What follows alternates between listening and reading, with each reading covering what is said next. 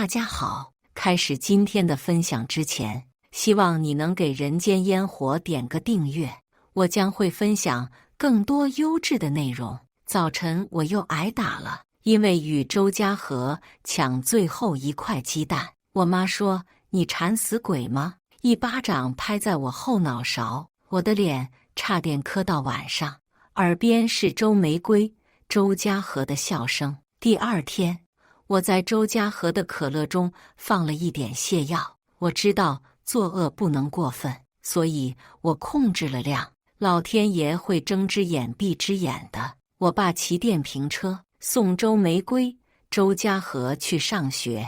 我看着电瓶车的背影，一个人走路去学校报到。周瑜，正如我的名字一样，是多余的。我到新学校，找到了班级。我习惯了被人忽略，穿过人群，找到了自己的位置。我喜欢这个倒数第二排的位置，靠在窗户边，可以眺望蓝天白云和远处的操场。突然，教室安静了下来。我抬眼望去，一个穿着白衬衫、高瘦、白净的男孩走了进来，带着温润的淡笑，非常夺目的一个人。他吸引了班级了大部分女生欣赏的目光和男生嫉妒的眼神。他在门口看了座位表，往后走来，每走一步，他背后的女生就黯然。最后，他站在了我的面前。我这个灰扑扑的瓦器一下子被这束光打中，顿时成为这个小世界的中心。他说：“你好，新同学。”我答：“你好。”他坐了下来。教室又重新热闹起来。我话少，他话也不多，但是他朋友特别多。下课总有本班、外班的男生找他玩，还有女生结伴来从后门偷偷看他。上课，我看着数学题发呆，他用笔敲我的书本。我拿起笔开始作答。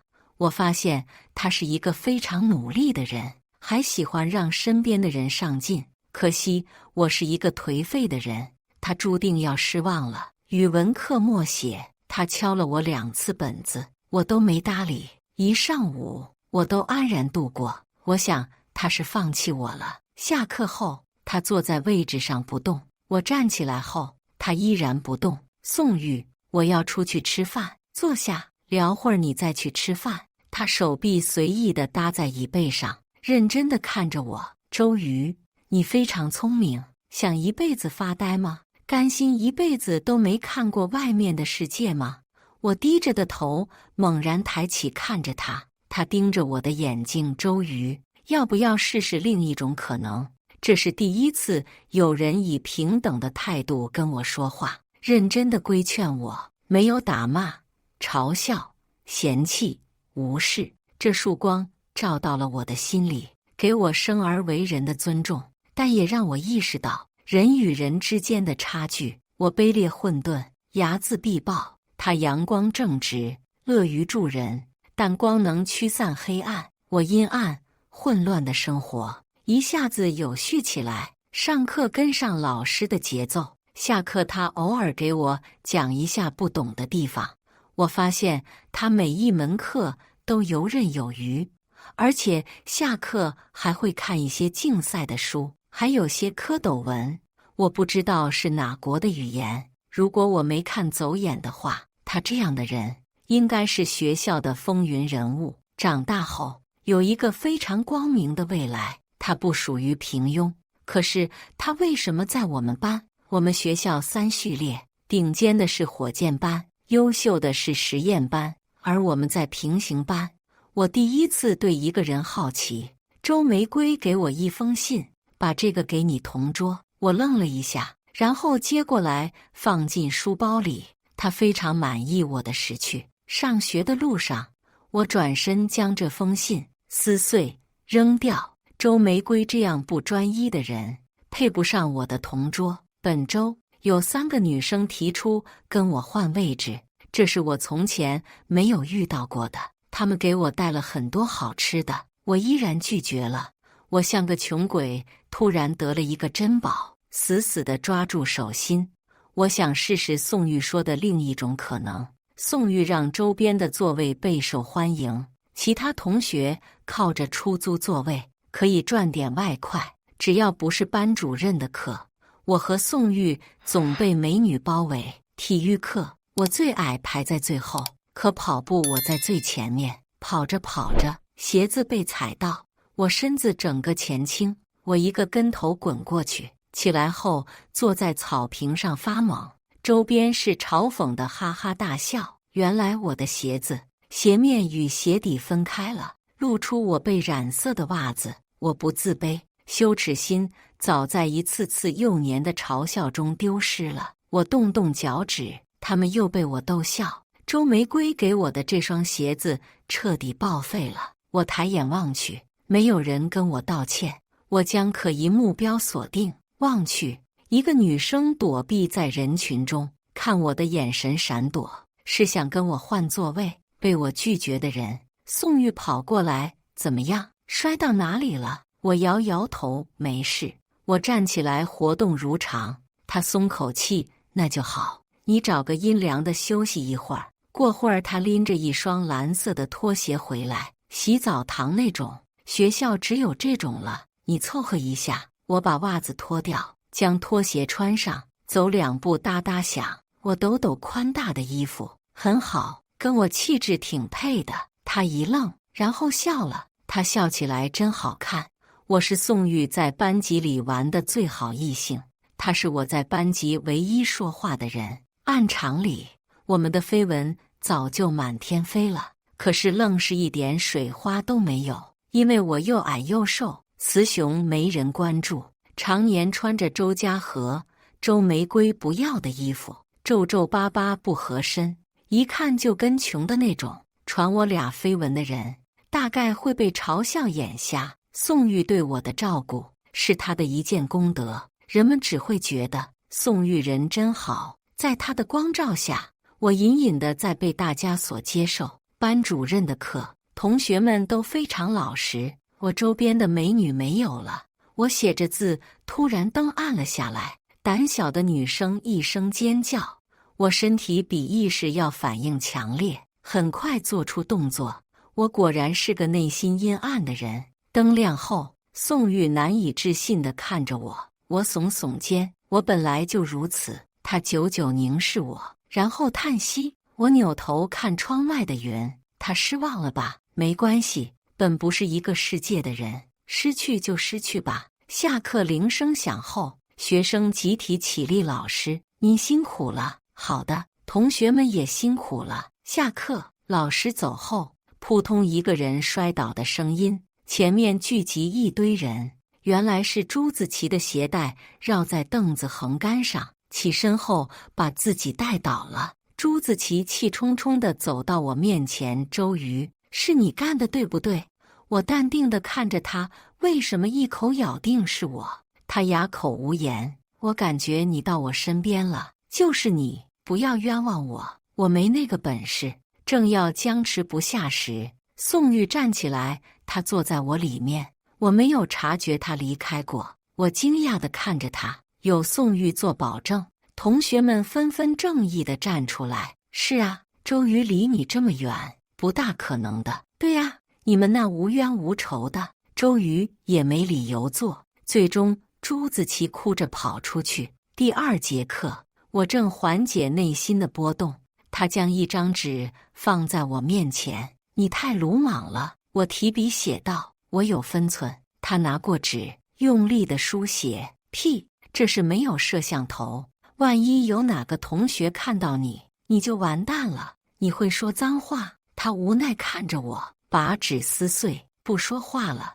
我拿出一张白纸写道：你没问我为什么。想了想，又将这几个字划掉。他选择相信我，这些问题就没有意义了。我看着黑板，嘴角忍不住上扬，被人偏爱的感觉真好。过会儿他跑神了，我敲敲他的桌子，他小声的嘀咕，学得还挺快。又过会儿，他递给我一张纸，上面写道：知道聪明人都怎么报复对方吗？我一问，成为优秀的人，把他甩得远远的，不要浪费精力在无关紧要的人身上。我醍醐灌顶，有种练武被打通任督二脉的感觉，心里默念这2句话。时光过得飞快，眨眼到了月考的节点。我有预感，他要离开了，可能去实验班，可能去火箭班。考试前，宋玉将考点帮我梳理了一遍，还不错，继续努力。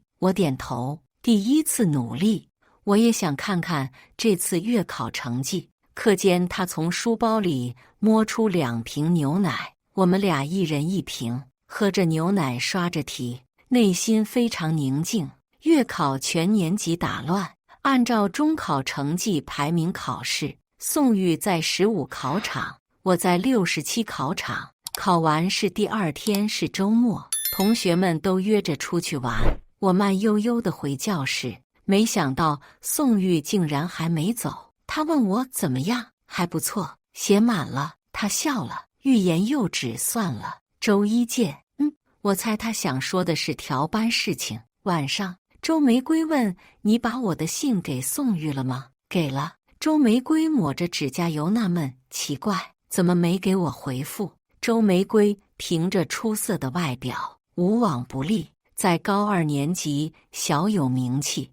你难道说我是你姐了？我说给你一封信，没说最好，不然大家会以为我整容了。初中我从奶奶家回到父母身边上学，周玫瑰和周家和默契的在学校不认我，他们2人外表出色，可以成为彼此的骄傲，在学校是一对非常优秀的姐弟。而我淹没在人群中，没有出色的外表，没有聪明的大脑。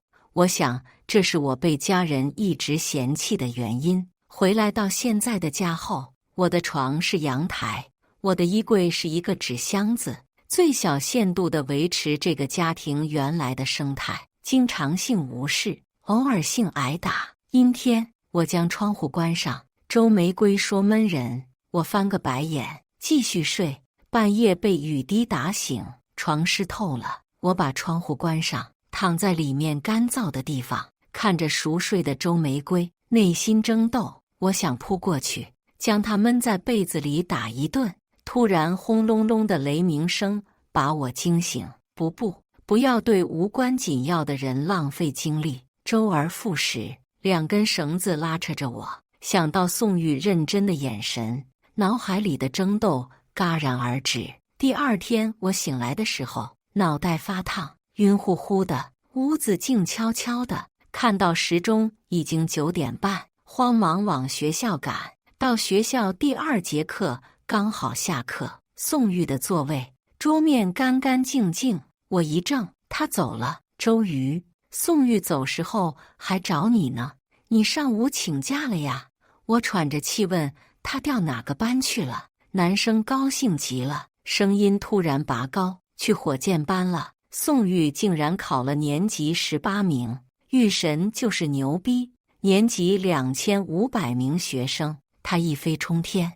我在门口看到排行榜，宋玉年级18，班级1；周瑜年级1883，班级42。我们俩都比开学排名进步了近300名，而宋玉跨越了阶级。这一天，所有的老师都很高兴，大概是以为班级里出了一个金凤凰。只有班主任稍微理智一点，解释了原因。宋玉中考缺了1门，才分到我们班。不过你们要学习。宋玉同学遇是积极向上的心态，青春的时候就应该奋斗。实验班、火箭班都是有可能。我心中有种果然如此的感觉，遗憾没能和他有个好的道别，以后再也无交集了。他优秀的让人望尘莫及。宋玉的名字在年级掀起了巨浪，他本该这样。课上我翻看数学课本，里面竟然夹着2张纸。周瑜，恭喜你的进步，有不会的问题来问我。后面还有1张。周瑜，我们各自努力，顶峰相见。朋友宋玉，这是我的第1个朋友，顶峰相见。周瑜，你阴暗的一面他都不怕，你会怕朋友邀请你在太阳下玩耍吗？我以为宋玉离开后，我要维持自律非常艰难。可是当我看到宋玉给我的留言，一切又那么轻松的战胜，犹如在我内心抛了一个锚，让我有了安定的力量。我定了一个目标，火箭班。呵呵，痴人说梦吧。我开始像一个普通学生一样学习，上课认真听讲，下课有不明白的就问身边的同学，怎么还穿越大半个校园去找宋玉呢？像我这种不要脸面、只讲究目的的人，问就得了。我的新同桌被我问得以头呛地。天哪，我又不是玉神，太难了，拜托放过我好不好？我又问学伟，学伟大概被我的上进所感动，经常帮我答疑解惑。学生最怕的老师办公室，我也来去如常。新同桌经常夸赞我牛掰，大家都说我被宋玉刺激了。我笑笑，说的也没错。办公室向数学老师请教问题的时候，余光发现宋玉抱着厚厚一沓卷子进来，放到老师桌子上，又很快出去。我带着书本出去，发现他站在走廊，他转身走向我，怪不得没来找我，原来懂得利用资源了，不得了哦，越来越聪明了。我抿着嘴笑，你都在山顶了，我不努力怎么行？他双手插在衣兜里，你这样我压力好大呀，我也要更努力。我一脸无语，他哈哈大笑，他笑得东倒西歪。我看到窗户玻璃上我俩的画面一愣，我又矮又黑，他像个富家子弟，我像个被救济的非洲难民。第二天，宋玉复印了一份他的笔记给我。火箭班老师上课速度名副其实的快，笔记是他精心总结整理的。每周一他更新给我最新的，果然有个学霸朋友就是好。第二次月考放榜，我去看了大榜单，宋玉年级9，班级9，他又进步了。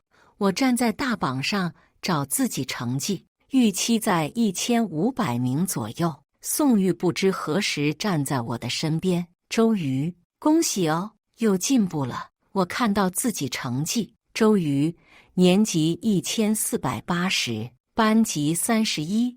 我插进衣兜的手紧握，面上波澜不惊，云淡风轻。其实付出了多少心血，只有自己知道。看到成绩这一刻，兴奋地想要跳起来。我们在学校交集非常少，偶尔宋玉上体育课，我从窗户上看到他奔跑起来投球的样子，伶俐敏捷，跟他平时温和的感觉不一样。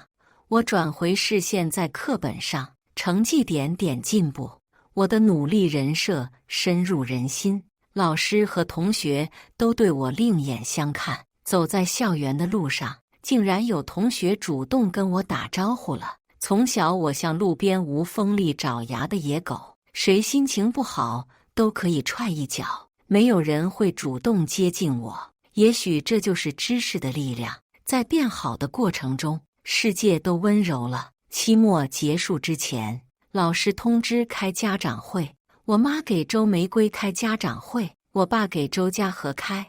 我参加自己的家长会，在众多家长中坐着，等待老师的到来。宋玉趴在走廊窗户上对我招招手，我疑惑地走出去。你自己开家长会？是啊，要不要我帮你找个人开家长会？我一头雾水。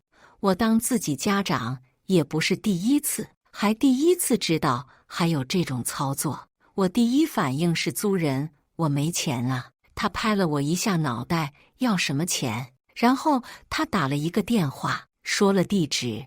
没几分钟，来了一个特别儒雅的大叔。我看看大叔，看看宋玉，我去，太像了。爸，你给周瑜开家长会，正好你闲着也是闲着。宋爸点头，你带小周同学玩去吧。然后宋爸爸就进去了。我呆住了。哎，我是女的，如假包换，您就没有什么想问的吗？不是，你家长会怎么办？我妈也来了。好吧，宋玉带我去阶梯教室学习，他刷竞赛题目，随手给我一份数学试卷，做吧。计时开始。你是魔鬼吗？我做完试卷，难得想哭。这试卷是不是超纲了？宋玉从题海中抽身啊！我忘记了，这个是火箭班的进度卷。我 MD， 怪不得我做的时候想死。看着时间差不多了，我们俩回我的班级。宋爸拿着成绩单、奖状，明显心情大好。小周同学，老师夸赞你了，说你是潜力股，发了一个最佳进步奖，以后继续努力。我接过成绩单和奖状，谢谢叔叔，今天麻烦您了。麻烦什么？比给宋玉开家长会有意思多了。宋玉笑道，我爸是基金经理，你要是一只股票，这会儿保准他已经行动了。宋玉看了一下成绩单，周瑜，年级865，班级24，下学期争取去实验班。小周同学，加油了！高一下学期，我顺利地进入了年级143，班级1，成为实验班的一名学生，引起了比较大的轰动。班主任让我在升旗仪式的时候演讲。老师，我觉得有点小题大做了。怎么叫小题大做？你这一学期奋勇直前，给同学们传授一下经验，激励一下他们。你比宋玉更有示范作用。我竟然无言以对，想了想，这个成绩实在配不上，说出了心里的野心。老师，等我上火箭班再演讲吧，这样更有激励效果。班主任目瞪口呆，办公室突然安静了下来，所有的老师都盯着我，忘记了手里的动作，噼里啪啦的鼓掌声，班主任也跟着鼓掌，激动到眼红。周瑜，你这话我记住了，所有老师都能作证，你别忘了兑现。行了，回去吧。搬座位那一天，班级里3个男生热情地帮我。行吧，我现在人缘挺好的，在平行班也是有学霸光环的人了。现在不用去大榜看成绩，也知道宋玉的成绩了。他已经独占鳌头了，荣登第1宝座，扎扎实实，每次考试都在进步。玉神不是白叫的。这学期家长会果然不出意外，我依然是没有家长的，独自站在走廊上，看着进进出出的学生家长。楼梯转角，宋玉带着他爸爸出现在眼前，我的心狂跳起来，这哥们也太靠谱。宋爸道，小周同学，听说你这次进步也很大呀。叔叔，我跟宋玉比还差远，他呀，就那回事去吧。宋爸悠然自得进入教室，坐在我的座位上，挥挥手让我俩出去溜达。喜欢宋爸给我开家长会那种骄傲的神情，让我觉得世界上还有很多美好的东西。我不是多余、可有可无的人。突然下定决心，更加努力学习，只为那么一丁点可能。也许下次宋爸会更骄傲。我开启了疯狂学习模式，每日沉浸在学习中，连梦中都没有了力气，充满了知乎者也。实验班跟平行班不一样，学习氛围浓厚，你追我赶，有种武林大会的感觉。每当月考来临，同学们持笔犹如上战场，各显神通。每天匆匆在2点一线，这竟然是我有生以来最快乐的时光。又到了领饭钱的时候，晚上下了晚自习，一回家我就直奔爸妈的房间，伸出手，爸妈，这个星期的伙食费。我妈装作没听见，我爸沉默，我站在门口就是不走。最后他骂骂咧咧从兜里掏出50块钱，一个个都是讨债鬼，省着点花，每次要钱犹如从晒干的老腊肉上咬下一块肉，十分费劲。我早已经习惯，有别于周玫瑰和周家河的红票子100块，我拿了钱要快速离开，因为我妈会暴躁地想打我。刚从农村回来时，我不知道原因，后来偷听我妈跟别人聊天知道了，因为我是女孩，我妈当时被我奶奶嫌弃过。其次，两个女人不对付，我跟着奶奶长大，有很多奶奶的影子。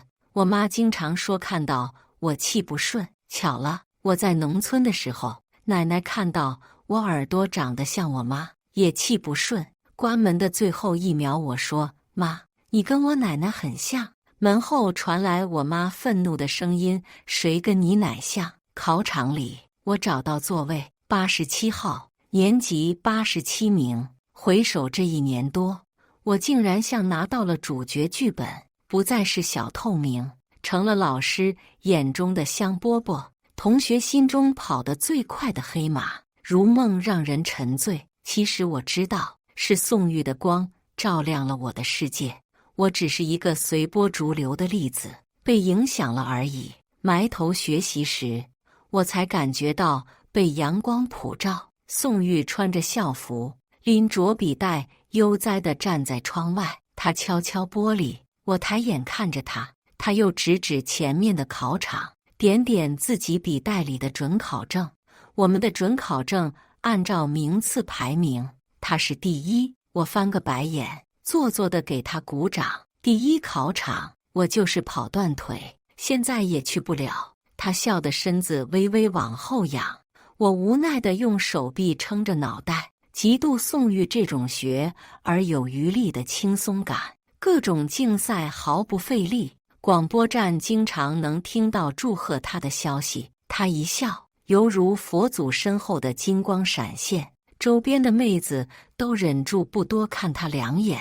MD， 我摸摸额头，熬夜的痘，疼得龇牙咧嘴。他笑得更厉害了，我冷哼一声，拉拉桌子，摆好文具。我不要面子吗？他对着我比了一个加油的手势，闲庭信步往第一考场走去。考完最后一场就放假了，我交了卷出教室。寒冬腊月，我将笔袋夹在腋下，双手插兜，慢悠悠地往前走。很多同学都背着书包回家了，我琢磨着去市图书馆看书，免费的暖气、书籍，困了还可以睡一觉。走着走着，撞上了柱子，被弹了回来。头顶传来笑声：“发什么呆？考试考傻了？”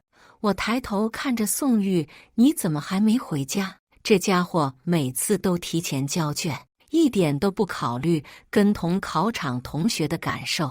试想想，当你自信满满的正在做题，有个人已经做完要交卷了，把你衬托的跟一团垃圾一样。所以那帮火箭般的学霸对宋玉又爱又恨。天空飘起雪，宋玉将羽绒服的帽子戴上，我看着他白净的脸被一圈质感十足的黑羽毛围着。他问：“怎么了？”我深吸一口气，好像闻到了金钱的味道。怎么能这么好看？肯定很贵吧？等我有钱，我一定买件貂皮大衣拽一拽。宋玉笑着把我的帽子盖我脑袋上。周同学，书中自有黄金屋。我看着他想的却是书中自有颜如玉。宋玉带着我去吃砂锅米线，自然他请客。我一个大穷逼，浓厚的汤汁酸酸甜甜的，两人吃得满头大汗。我一擦汗水，碰到痘痘疼得龇牙咧嘴。他抖着肩膀笑。我叹息：“你到底知不知道自己有多帅呀？请不要在我面前笑得很不值钱的样子。”他强忍着笑意，擦擦嘴角。那你被迷倒了吗？我看着他的眼睛，一愣。智者不入爱河，建设美丽祖国。他道寡王一路硕博。他举着酸梅汤，来，周同学，祝我俩都学业顺利，前程苏锦。我跟他碰杯，企图蹭他的金句。他是我的标杆，锚定他差不了。吃完饭，我们分开，踩着积雪，我看着马路对面大大的落地窗内，是爸妈带着周玫瑰、周家和在吃饭。我抱着双臂站在原地看了几分钟。3分钟后，我拉着黑色硕大的垃圾袋，一脸羡慕地站在玻璃窗前，看着快乐的一家4口。我趴在玻璃上，手指在干净的玻璃上留下黑乎乎的指印。我穿着周家和不要的黑色羽绒服，掉色的有点发白，垃圾袋都比我的羽绒服黑的有质感。爸爸妈妈、姐姐、弟弟4人一脸惊恐地看着我，我得到关注，立马开心地在原地拉着垃圾袋蹦蹦跳跳，然后转身要进去。不！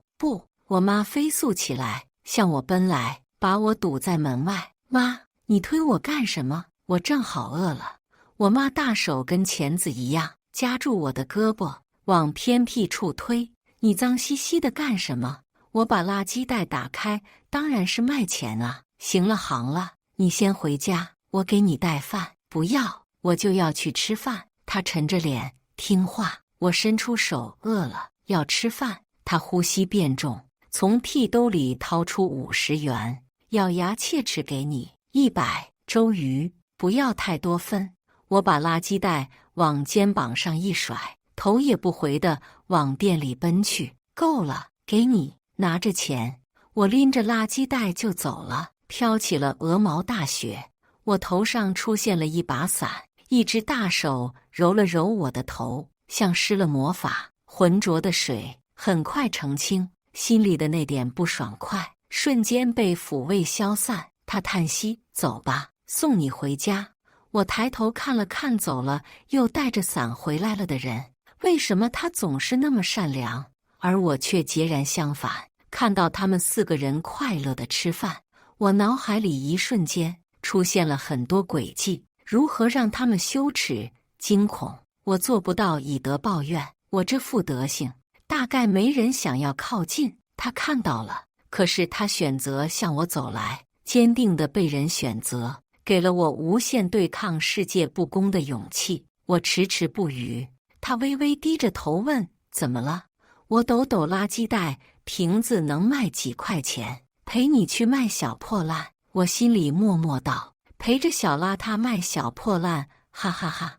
我经常用脚丈量这片土地，非常熟悉，知道收废品的在哪里。一路上走着，下雪天拾荒老人很少，便宜了我。几个垃圾桶都是满满的，饮料瓶子、纸盒子，统统都是宝啊！最后，宋玉干脆把伞收起来，帮我撑着袋子。周同学，这里面也有。知道了，马上就来。这人怎么比我还认真？2人忙得热火朝天。到了废品站，宋玉跟老板谈价格，有种谈大生意的感觉。我听得一愣一愣的，这价格摸得比我还清楚。全程我就听着，老板道：我可是给你的最高价格了。宋玉，放心吧，老板，以后我们还会照顾你生意的。行，小兄弟等你们。最后结算45元，宋玉把钱给我，走吧。哦，我跟着他往外走，找了洗手间，洗手。下着雪，虽然很冷，但是我浑身发热，揣着热乎乎的钱，有点飘。我腰包里从来没有这么钱过，快200了。为了防止膨胀，又洗了脸，降温，才出了卫生间。我俩坐在无人的楼梯上，宋玉给我抽了一张纸，擦擦脸上的水珠。我笑眯眯地接过来，就这么开心。我点头，自由分很多种，财务自由是非常重要的一种。每周50块钱，以前只是吃饭，现在我好好学习了。还要包括买课外书等学习工具。平时宋玉有给我带牛奶，让我省了一部分饭钱，依然捉襟见肘。我擦完脸，宋玉低头从书包里找出一支软膏，手伸出来，我伸出手，他往我手上挤了一点点，擦擦脸和手。哦，我留一点在手上，全部擦在脸上，很淡的香气，很好闻。我偷偷瞄了他的脸蛋，又白又细腻，怪不得皮肤那么好。看什么？我连忙看向窗外。没呀。他突然靠近我，伸出食指。你干什么？脸上没涂来，这边一坨。然后他轻轻地推开我，眨眨眼，一动不动。那一块肌肤仿佛被灼伤，我的脸肯定很猴屁股一样红。时间被拉长，听到他喃喃道：“好像吃胖了一点。”戳戳我的苹果肌，好了。哦，我不自在地挪挪屁股，你都看到了。他转头看了我一眼，然后又望着前方。是不是觉得我很坏？不会，你是我的朋友，我很偏心。偏心，伤人的是这个词，暖心的也是这个词，瞬间击垮我高高筑起的堤坝。我低着头，地面啪嗒啪嗒泪水下落的声音。我咬着嘴唇，倔强的不肯哭出声音。他静静地坐着，等我情绪慢慢消化。我突然打个嗝，情绪被打断，然后一个接着一个，停不下来。他靠在墙壁上笑周同学，前面的事情我都不记得了，你不要再煞费苦心逗我笑了。我嗝，哈哈哈。空旷的楼梯间，回声是笑声中夹杂着打嗝声。我又是憋气，又是站起来跳几下，终于才治好。宋玉指指楼梯，再坐一会儿。我刚坐下，就听他说我打算下学期考清大的物理系。我瞪大眼睛，哦，他伸出手，声音如蛊惑一般，我在清大等你。我还没反应过来，手就伸出去握住他的手。不是，我还没想好。不行，清大离我太远了，我高攀不起。我慌忙要抽回手，却被他紧紧握着，答应了就不能反悔。反悔是小狗。那天后，我被扔进了宿舍，大概是看到我这个人气不顺吧。其实住宿舍对我更好一些，每天省了许多路上的时间。宋玉为了激励我清大的目标，将他8岁时在清大门口拍的照片给了我。小时候，宋玉就是如玉一般的少年，偶尔撑不下去的时候，看看这张照片，清大逐渐沦为背景，少年在我心里却分外可爱。在校园里，我没想到是周家和会找我。什么事情？他把钱给我这个星期的饭钱。我接过来一看，竟然是100元，诧异地看了他一眼，他眼神躲闪，我先回去了。是谁的良心在受到谴责？我不想关心。高2下学期，宋玉偶尔拉着我去捡垃圾，美其名曰社会实践了，不过再也没有挣过45块大款。宋玉骑着自行车带着我，还戴着手套、钳子。拾荒老人对于我俩这从天而降、腿脚快、装备齐全的竞争者非常不满意，偶尔会获赠几个白眼。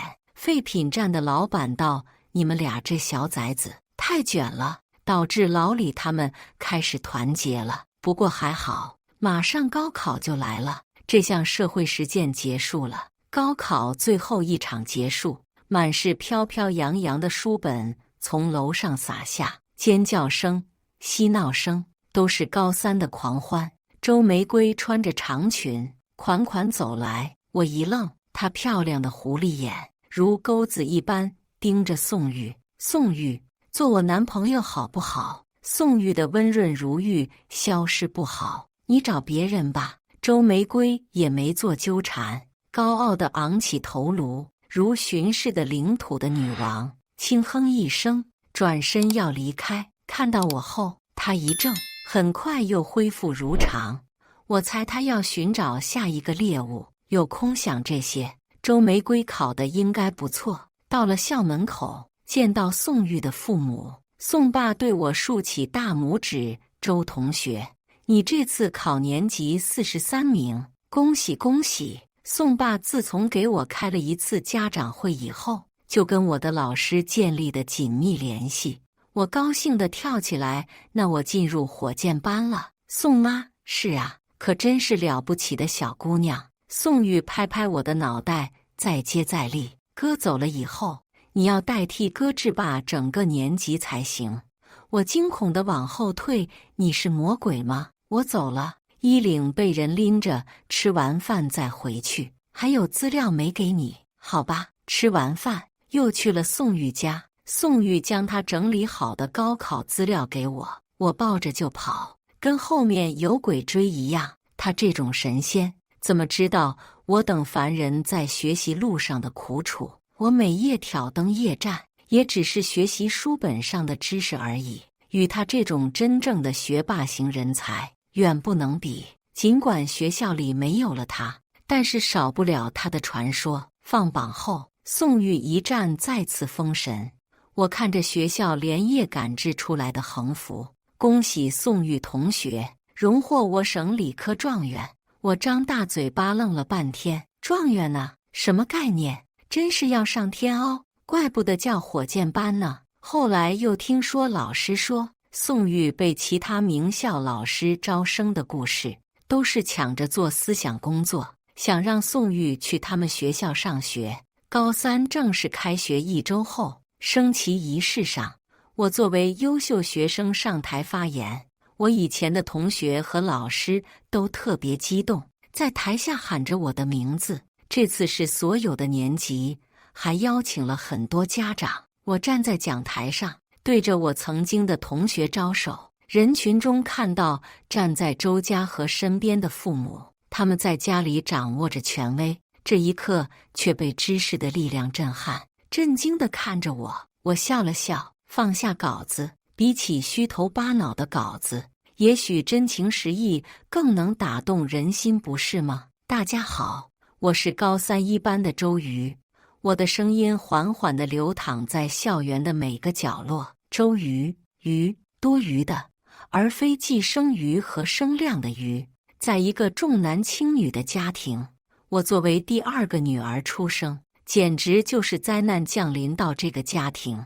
我在成长的过程中，很少有体面的时候，穿着不合体别人的衣服，吃着抢得的食物，一路跌跌撞撞地长大。印象中最深刻的一次，在农村被一只疯狗咬了一口。我不是无父无母的人，竟然没人要给我打狂犬疫苗。至今村里的人都以为咬我的那条狗是没有病毒的，其实呢，我跪在乡镇医院的门口，求着人帮我打的。台下开始有小声的抽泣声，我停顿了一下，看着台下三三两两的家长和孩子开始抹泪，一个个看着我，慈爱又心疼。我一看几位老师，一个个哭成泪人。周家和我的弟弟也红着眼睛看着我，我的父母低着头，我看不清他们的表情。捡回一条命之后，我时常游离在人群外。我不是一个好学生，成绩一直在尾部。后来我认识了一个非常优秀的人，这个人是宋玉。哎，大家知道宋玉吗？下面齐齐回应知道。对，就是这个宋玉。我指着还挂着的祝贺宋玉高中状元的横幅，就是这个宋玉，长得帅又学习好，心肠好的宋玉。要我说，他活该是状元。下面哈哈一阵大笑。我高1跟他同桌，他考试门门满分，我次次倒数。同学们想想我该怎么办。下面有人说被刺激了，发愤图强了。我在讲台走了几步错，我想离得更远了。毕竟我虽然是个小垃圾，但是不想被人按头承认嘛。哈哈哈！下面又笑声一片。后来他跟我说，周瑜，想一辈子发呆吗？甘心一辈子都没看过外面的世界吗？我想了想，他这种学霸的世界应该是清华北大斯坦福，我应该是职高技校小夜校。我在这个可以改变未来的年龄不去努力，可真的就只能在名牌大学小树枝上写到此一游了。台下发出巨大的哄笑声，开始热烈的鼓掌。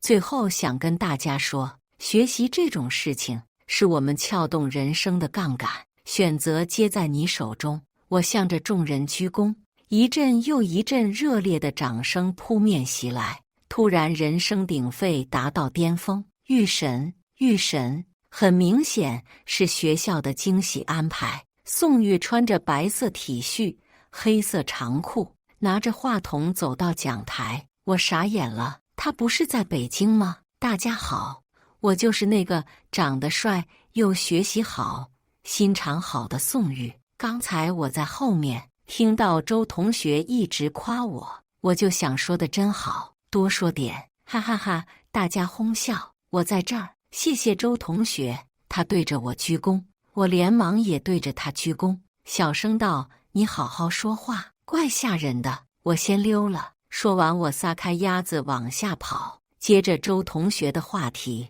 学习是一个撬动人生的杠杆。我这下子把自己撬到了清大的物理系。牛！下了讲台，我仰着头才仔细看他，好久不见了，大概是军训，他黑了一些。宋玉用他的语言带着大家看看学霸的世界多么丰富多彩。最后，我先想说的是，生而为人，我们觉醒后，尽量让自己的人生丰富一些。宋玉的演讲结束后，是颁奖典礼。今年邀请了学生家长一起上台领奖，从低年级开始，年级前50名，周家和年级前20上台领奖。我父母也跟着荣辱与共。周家和脸色苍白，与台下的我眼神对视，充满了愧疚。我知道我釜底抽薪，彻底成功了。自从住校后，我的生活费一直在100以上，有时候多10块，有时候多20。偶尔周家和还给我带一些水果和零食。耳边响起老师的声音：“好的，下面有请高3年级的学生领奖。高3一班陈冉，高3一班周瑜。”我顺着人群走到讲台上，大家都是父母环绕，唯独我是一个人。我孤零零地站得笔直。我好笑地看着讲台右下角拉扯的3个人，周家和要上台，另外2个人拉着他往后拖。台下一声惊呼。宋玉站在我的身边：“我爸这个不靠谱的。”飞机延迟起飞了。我笑起来，突然释然了。这样的朋友，我怎么忍心辜负？高3的时光如沙漏的沙子慢慢流逝，平静的生活偶尔也有波澜。自从那次颁奖典礼后，周家和在学校也光明正大开始喊我二姐，惊掉了周围一圈人的下巴。他不以为然，毫不在意别人异样的眼光，会绕过半个校园给我打水，带个早餐。话不多，非常勤快。我火箭般的同桌，每次看到周家和都佩服得五体投地。有次说道：“你父母重男轻女，你弟弟前10几年也是一直是受益者，现在竟然能压制住血脉，彻底觉醒了。他这种极少的物种，以后必定是个人物。不过话说回来，你爸妈也不知道上辈子积啥德了，你们一家3个孩子都学习这么好，真是做的事情一边给你们拖后腿，一边跟着你们享福。周玫瑰整天谈恋爱，也能考上南大。我想，也许我们家有点学习的基因。周末，周家和骑着电瓶车接我回家。我回家后洗手吃饭，桌子上摆满了我喜欢的菜。刚坐下，周家和给我夹菜：“二姐，多吃点，你正是需要补充营养的时候。”我妈眼看盘子的好排骨都被周家和给我了：“家和，你也要多吃点，好的都给你二姐，你吃啥？”周家和看了我妈一眼，我妈就不敢说话了。真是一物降一物。我爸一如既往的不说话，我以为能有个60分正常的弟弟就行，没想到周家和直接拉成满分。15、16岁的少年，前段时间还嘻嘻呵呵呢，一下子抢班夺权，改朝换代，掌握家庭话语权，而我一跃成为食物链的顶端。他获得资源，尽可能往我这边输送。我跟周玫瑰的卧室双人床换成了高低床，我每周可以回家加餐。回家我妈必须好声好气地跟我说话，如果不温柔，周家和对我妈更厉害，把我妈气得哭了好几回。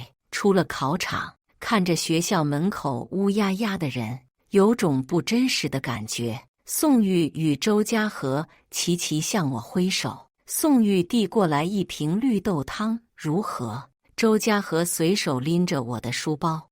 我没有宋玉的笃定与自信，直到最后一模考试，清大都是我要超常发挥才能够到的目标，努力了，结果自有天意，放松一下，好好休息。我喝了一口绿豆汤，舒服极了。三人吃完饭，把宋玉送到机场。宋玉叮嘱我手机保持畅通，我给你发一些志愿参考资料。我点头，我也想知道第一窍能把我甩到哪里。家里，我妈拉着一张脸，递给我钱，给2000块钱旅游基金，每一个字都很不情愿地蹦出来。周玫瑰去年高考结束就毕业旅行了，我没想到自己也有，我开心伸手去拿。一下子还没成功，用了点力才能他手里拉出来。二姐，你数数够不够2000？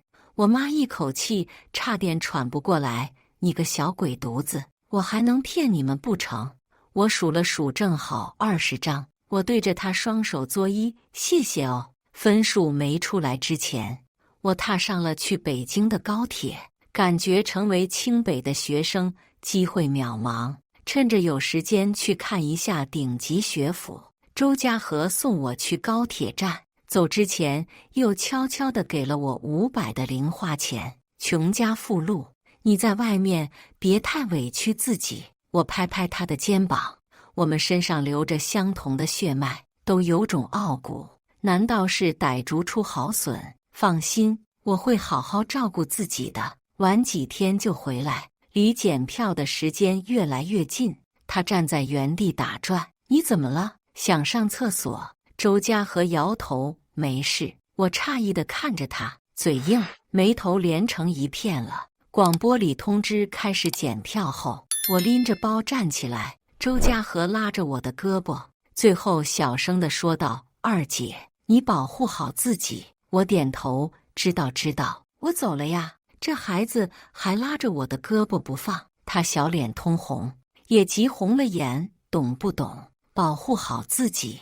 我脑袋左右一根筋突然搭上线，轰的通了。这小脑袋是想什么呢？怎么爹味儿越来越浓了？我严肃的点点头，懂，我会好好保护自己的。等到高铁上，我才回过神来，不是，那小子啥意思？我跟谁能发生？宋玉，周家和脑子是瘸了，还是宋玉眼瞎了？到了北京，我没喊宋玉接我，先去了北大。没放榜之前，我都可以假装是顶流学府的学生，找了一个正在上课的教室，悄摸摸地从后门溜进去。哲学课的教授正在说爱是什么，学生们彼此聊起来。爱是无私，是克制，是疯狂。小孩，你说说。我趴在桌子上，正痴迷地听着，指指自己我。老教授点头。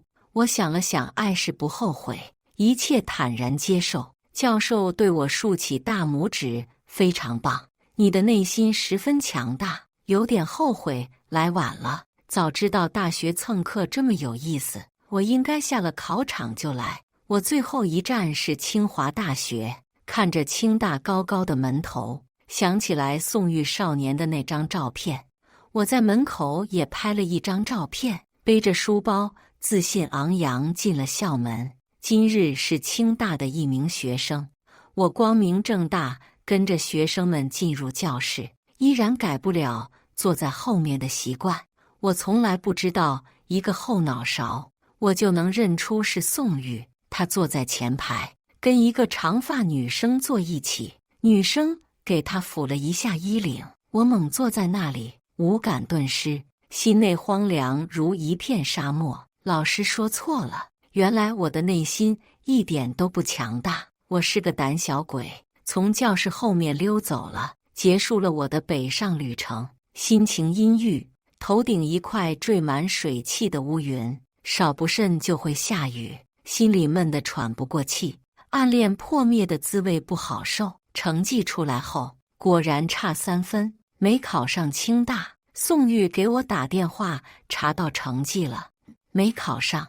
我抱着膝盖缩成一团。科大也不错，我听说安徽的帅哥也很多，可以见识见识。他的叹息声钻进我耳朵。周同学长大了呀，敢想了，回头看看。我回头一看，路灯下飞蛾扑火，他踏着星光走来。你怎么来了？他坐在我身边。哦，某人去了北京也不找我，因为我不是安徽帅哥吗？我狼狈地眨眼睛，我没考好，你就不安慰我一下？他无奈地把我的脑袋按在他肩膀上，哭一会儿。我倔强地站起来，别人男朋友的肩膀，我才不稀罕。吸吸鼻子行了，我没事。你明草有主的人，早点回去吧。他轻呵一声，站起来，低着头围着我转了一圈。给你看看我女朋友。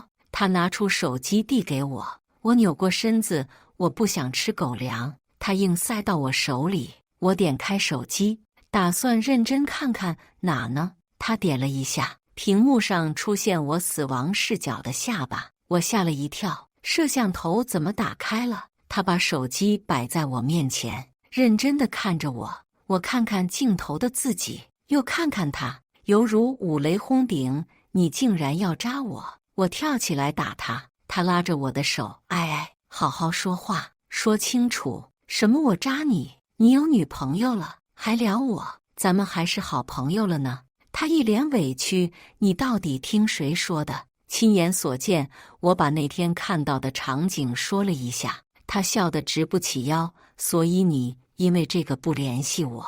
从北京回来了，那是我堂姐来我们学校蹭课的。他对着我伸出手，考场失意，我就让你情场得意吧，把我自己赔给你了。他很不值钱的样子，牵着我的手放在他腰上，他下巴放在我的头顶，我是很偏心的。我的周同学，以上就是今天分享的故事。大家有什么想说的、想吐槽的，欢迎在下方评论交流，也更希望能给人间烟火点个订阅，我将会分享更多优质的故事内容。